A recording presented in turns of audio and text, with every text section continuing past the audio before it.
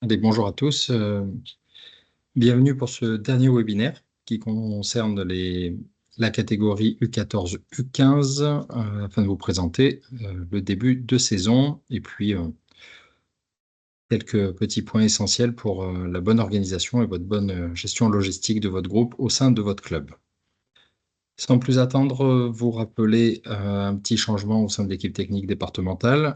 Depuis le 1er septembre, j'occupe les nouvelles fonctions de conseiller technique sur le PPF, le projet de performance fédérale, en lieu et place de Laurent Barjac, qui occupe désormais un poste au sein de la Ligue sur le développement du projet gardien de but.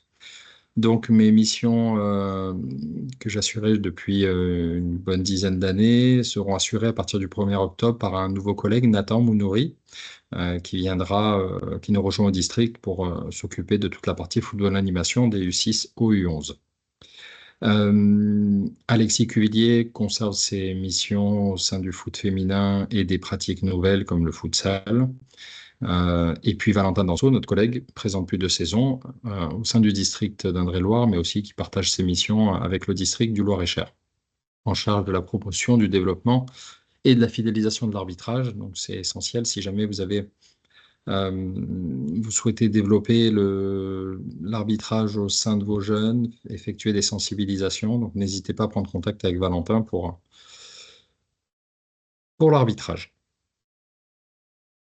Très rapidement, 4 points à aborder. En premier temps, les compétitions avec le calendrier, les détections, la formation des éducateurs et puis une brève intervention sur le climat autour du match et quelques idées à retenir pour votre bonne gestion de groupe. Les compétitions, le calendrier, le fameux calendrier. Donc, suite aux triangulaires, quadrangulaires, élite U13 à U18 qui ont eu lieu la semaine dernière, les poules sont sorties, les calendriers sont également sortis. Et là, d'un point de vue plus général, vous voyez qu'il y a 7 journées prévues. Il y a des poules entre 6 et 8 selon les niveaux. Mais le championnat attaque la semaine prochaine. 3 journées consécutives, un premier tour de coupe. Les vacances seront réservées aux matchs remis éventuellement en cas d'intempéries. Et puis on rattaque au mois de novembre sur quasiment tous les week-ends, sauf le 22 novembre, avec aussi un créneau de match remis pour aller jusqu'au 13 décembre. Voilà pour la première partie. Vous pourrez retrouver de toute façon sur le site du district toutes les dates concernant la deuxième partie, sachant que sur la nouvelle diapo, on a l'organisation de la deuxième phase, enfin de la première phase, pardon, avec en élite donc 2 poules de 8 sous forme de match aller, cette journée. En masse, 3 poules de 8 également. Et en masse 2, 2 poules de 6, on a été obligé en fonction des engagements, plus une poule de 8 sous forme de match aller également. Sans oublier qu'il y a aussi 6 équipes sur le U15 à 8 sous forme de 6 matchs, 5 matchs allés, plus également des événements qu'on essaiera d'organiser pour cette poule-là. Sur la deuxième phase, à la suite du volontariat régional U15R2, on aura des poules de 6, quoi qu'il arrive, sur les 3 niveaux, sur les 3 divisions, avec sous forme de match aller-retour, puisqu'on aura 10 journées pour aller jusqu'à fin mai.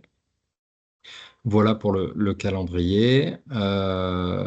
Les détections.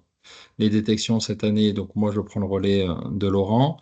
Les U14 et les U15 seront concernés séparément, puisque les joueurs en 2012, les U14, seront essentiellement concernés les clubs de R1 et de R2, plus quelques éducateurs avec qui je prendrai contact éventuellement s'il faut voir quelques enfants de 2012, avec bien sûr la finalité au moins pour la sélection départementale, c'est l'interdistrict le 27 et 28 octobre au CTR de Châteauroux. Donc il y aura plusieurs tours, des matchs amicaux également pour la sélection. Et puis en U15, un peu le même principe, opposition sur les clubs de R1, puisque pour l'instant on n'a pas de R2 puisque c'est la mi-saison.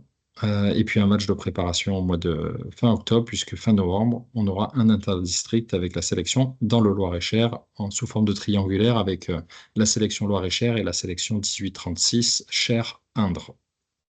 Donc, comme je vous le disais, l'objectif pour les joueurs de 2012, donc les U14, c'est rattraper 1 ou 2 joueurs pour le pôle espoir s'il y a des places et en fonction des profils. à la fois scolaire et aussi sportif. Former la sélection départementale pour 27-28 octobre à la Toussaint. Puis forcément, finalité encore régionale aussi, avec des matchs aussi intéressants pour la sélection régionale. Et puis les niveaux concernés, U14 R1, R2, avec les enfants de Corneille, puisque sur les 14, tous les enfants scolarisés à Corneille sont dans le championnat U14 R1 et R2. Pour les U15,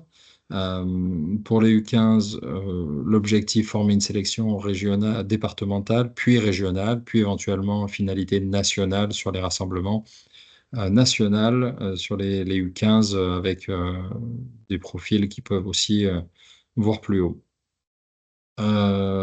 Également aussi, l'objectif aussi, c'est aussi pour les profils à maturité tardive, plus juvéniles, peut-être moins athlétiques. Donc, on regarde aussi ces profils-là. Ça, il faut se le dire. On n'est pas que sur l'aspect athlétique et explosif. On a aussi des profils qui méritent d'avoir un petit peu plus de temps pour pouvoir émerger et d'avoir un niveau aussi qui intéresse aussi l'exigence du niveau régional, voire national.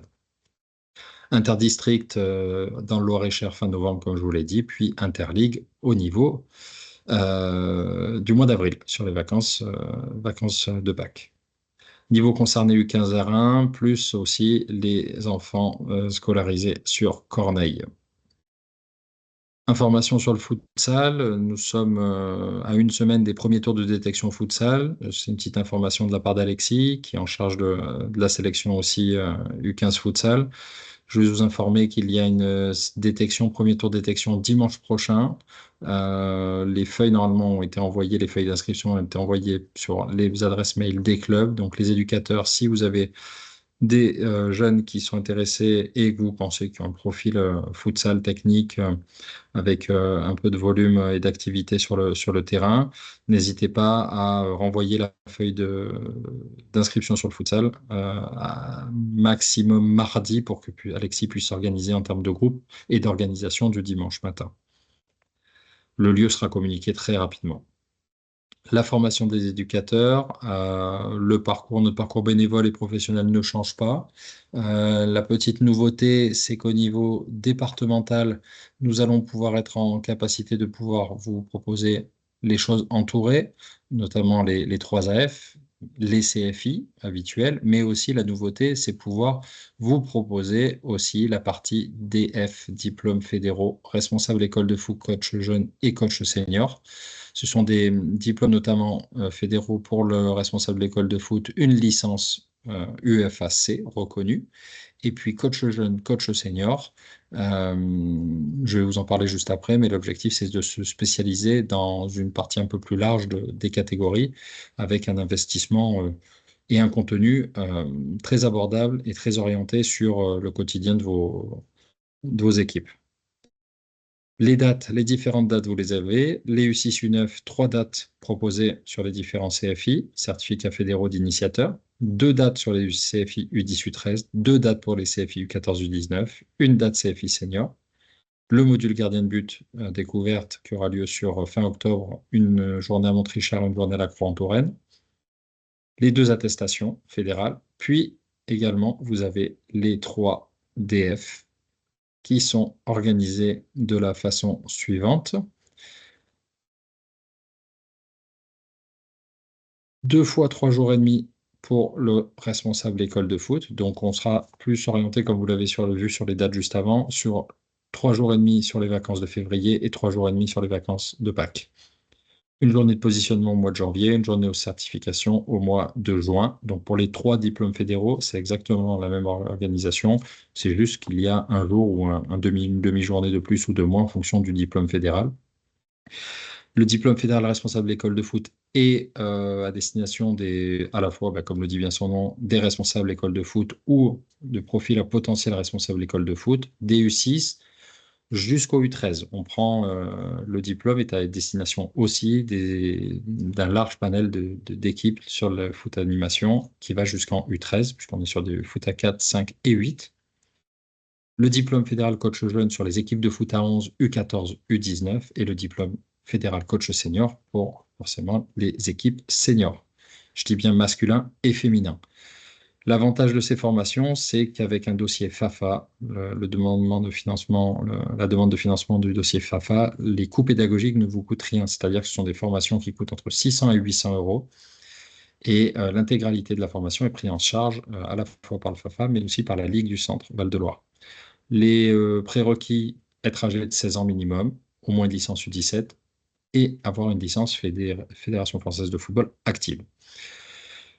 Selon vos interrogations, n'hésitez pas à me contacter. J'ai eu déjà plusieurs éducateurs, il y a déjà plusieurs personnes intéressées. Le lieu de la formation n'est pas encore déterminé puisqu'en fonction des inscriptions, nous nous adopterons pour que le lieu soit adapté et orienté vers tout le monde. Donc, vous tiendrons au courant du lieu très rapidement de où on fera ces 3 diplômes fédéraux. N'hésitez pas à m'appeler s'il y a besoin, sachant qu'on est plus sur une sorte de mini BMF, entre guillemets, où il y a des séances à faire en club, des séances à faire sur les autres catégories de son club, un dossier à préparer, à formaliser, des analyses de matchs, de compétition et aussi d'entraînement à faire. On a aussi des séances sur des actions aussi pédagogiques au sein de l'école de foot des jeunes et des moins jeunes aussi. Donc un diplôme très intéressant, un contenu très intéressant et puis aussi une individualisation dans le suivi du parcours de chaque stagiaire avec un tuteur également. Donc autant en profiter. Les places seront, je pense, assez prisées puisqu'on va essayer de monter à entre 16 et 18 stagiaires par DF. Donc, n'hésitez pas si vous êtes intéressé. J'avais mis un article sur le site du district sur la reprise des jeunes avec un Google Form à remplir. Si vous ne l'avez pas ou si vous êtes intéressé, n'hésitez pas à me faire un mail ou à m'appeler directement. Le climat autour du match, écoutez, on va souhaiter qu'il y ait le moins de problèmes possible et que le plaisir prime sur l'enjeu cette année. Alors oui, il y a des montées, oui, il y aura des descentes, on vous donnera ça très rapidement en fonction du... On doit se réunir avec la commission pour pouvoir déterminer les montées, les descentes des niveaux élite, masse 1, masse 2 sur les différentes divisions 1, 2, 3 sur la deuxième phase. Mais s'il vous plaît, primez l'apprentissage, le bon état d'esprit sur les terrains. Je vous ai mis une petite diapo récapitulative sur 5 notions clés, sur l'écoute à la fois, sur la communication, sur la crédibilité, l'image que vous allez renvoyer. Votre image est aussi l'image du club, l'appartenance et puis le respect des dirigeants de votre club, mais aussi des dirigeants adverses. De la bienveillance envers vos joueurs. La bienveillance, ce n'est pas forcément d'être gentil, d'avoir une bonne allure, une bonne posture. C'est aussi de pouvoir placer le curseur de l'exigence entre l'indulgence, la gentillesse et l'attention. Voilà, s'adapter au niveau des jeunes et de leurs attentes. Mais également les compétences. Voilà, je pense que pour être éducateur aujourd'hui, il faut être compétent, être en capacité de se former, pouvoir transmettre pas mal de choses aux jeunes, mais aussi savoir les transmettre, puisque c'est aussi quelque chose qui s'apprend. Donc voilà, n'hésitez pas à démontrer.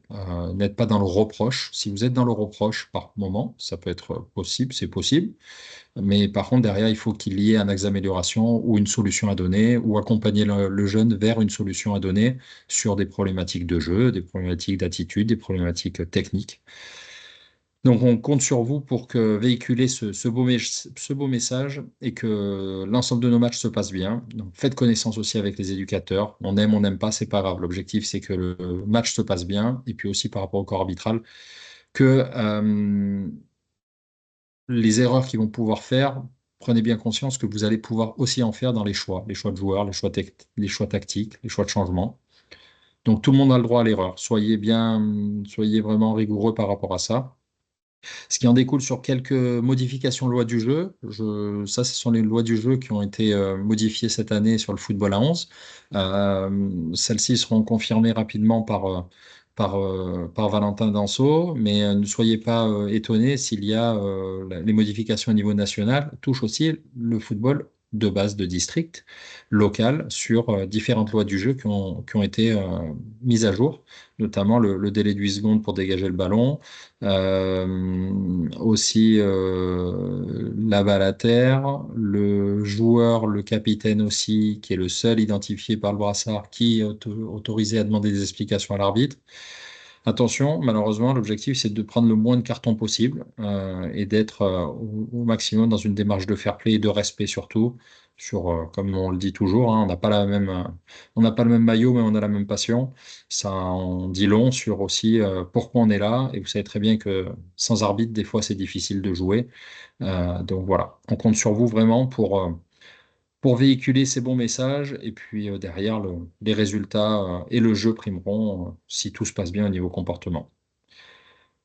On vous souhaite une bonne saison. N'hésitez pas à me contacter si vous avez des questions, des remarques. Et puis, on se dit à très vite en dehors et puis sur les terrains. Avec grand plaisir. À très bientôt. Et puis, bon début de saison.